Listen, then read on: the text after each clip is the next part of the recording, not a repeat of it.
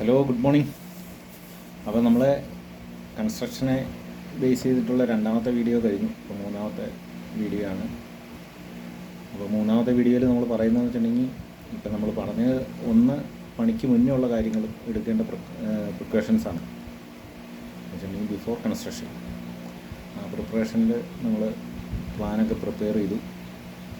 ഇനി നമ്മുടെ പണി തുടങ്ങുകയാണ്. പണി തുടങ്ങുമ്പോൾ നമ്മൾ ശ്രദ്ധിക്കേണ്ട കാര്യങ്ങളൊക്കെയാണ് ഇന്നത്തെ വീഡിയോയിൽ നമ്മൾ ഉൾപ്പെടുത്തിയിരിക്കുന്നത്. അതെന്ന് പറഞ്ഞിട്ടുണ്ടെങ്കിൽ ശരിക്കും നമ്മൾ പ്ലാനൊക്കെ പ്രിപ്പയർ ചെയ്ത് കഴിഞ്ഞു, ഫൈനലൈസ് ചെയ്തു. ഫൗണ്ടേഷൻ താത്തി, സോയിൽ ടെസ്റ്റ് ചെയ്തു. എന്നിട്ട് സോയിൽ ടെസ്റ്റിൻ്റെ ബേസ് ചെയ്തിട്ടുള്ള ഫൗണ്ടേഷനൊക്കെ നമ്മൾ പ്രൊവൈഡ് ചെയ്യാൻ തീരുമാനിച്ചു.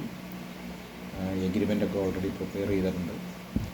അപ്പം നമ്മൾ പണി തുടങ്ങാൻ പോവുകയാണ്. ആ പണി തുടങ്ങുമ്പോൾ വെച്ചിട്ടുണ്ടെങ്കിൽ ഒരു കാരണവശാലും നമ്മൾ കോംപ്രമൈസ് ചെയ്യാൻ പാടില്ലാത്ത കാര്യങ്ങളാണ് ബിൽഡിംഗ് മെറ്റീരിയൽസിൻ്റെ ഗുണനിലവാരം.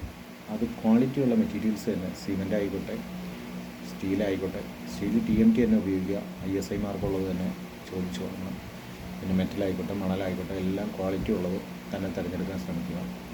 പിന്നെ അതുപോലെ തന്നെ ശരിക്കും മറ്റൊരു കാര്യം എന്ന് പറഞ്ഞിട്ടുണ്ടെങ്കിൽ, ശരിക്കും നമ്മുടെ എഗ്രിമെൻ്റ് പാർട്ട് പേയ്മെൻറ്റ്, നമ്മൾ ഈ എഗ്രിമെൻറ്റിൽ നമ്മൾ പാർട്ടായിട്ടായിരിക്കും പേയ്മെൻറ്റ് നടത്തുന്നത്. ആ പേയ്മെൻറ്റ് എന്ന് പറഞ്ഞിട്ടുണ്ടെങ്കിൽ ഒന്നൊരു അഡ്വാൻസ്, ചെറിയൊരു അഡ്വാൻസ് കൊടുത്തിട്ട് ഫൗണ്ടേഷൻ തീർന്നു കഴിയുമ്പോൾ ഒരു ഇൻസ്റ്റാൾമെൻറ്റ്, പിന്നെ ലിൻഡൽ ലെവലിലൊരു ഇൻസ്റ്റാൾമെൻറ്റ്, പിന്നെ കോൺക്രീറ്റ് കഴിയുമ്പോൾ പിന്നെ ഫൈനൽ. ഒരു 5% പിടിച്ചു വയ്ക്കാൻ പറ്റുവാണെങ്കിൽ നല്ല കാര്യമാണ്.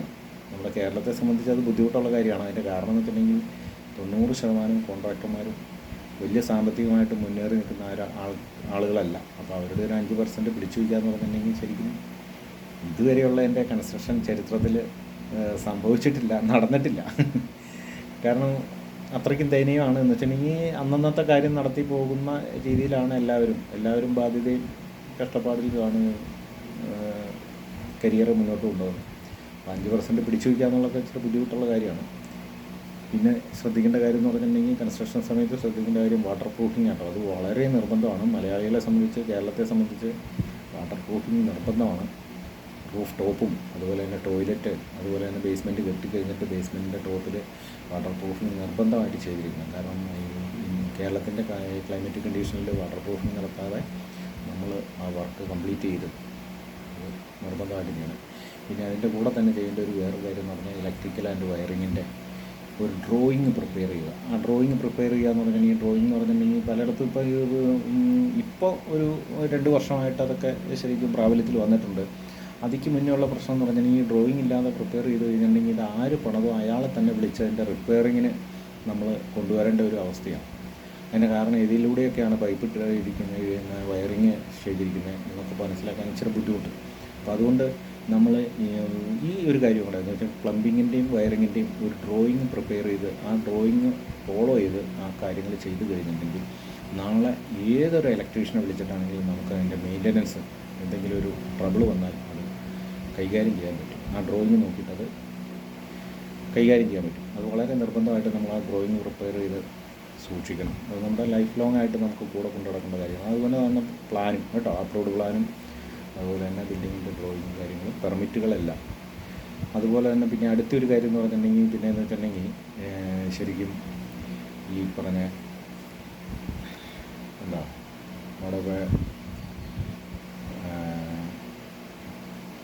പേയ്മെൻറ്റ് കാര്യങ്ങൾ നടന്നു, പിന്നെ വാട്ടർ പ്രൂഫിങ് നടന്നു, പിന്നെ ഇലക്ട്രിക്കൽ, പ്ലംബിങ്,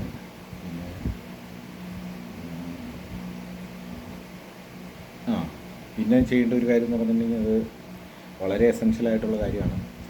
കാരണം ഇനിയുള്ള കാലം എന്ന് പറഞ്ഞിട്ടുണ്ടെങ്കിൽ നമ്മൾ CCTVയുടെ, അതുപോലെ തന്നെ സോളാറിൻ്റെ, അതുപോലെ തന്നെ ഇൻ്റർനെറ്റിൻ്റെ ഈ ഒരു കണക്ഷനുള്ള പ്രൊവിഷനോടെ കൂടിയിട്ട് നമ്മൾ പ്രൊവൈഡ് ചെയ്തിരിക്കണം. കാരണം അതുകൊണ്ട് നമുക്ക് ഫ്യൂച്ചറിൽ അതിൻ്റെയൊക്കെ എക്സ്പാൻഷൻ വേണ്ടി വരുമ്പോൾ നമുക്ക് അഡീഷണലായിട്ട് ശരിക്കും എന്തെങ്കിലും ഒരു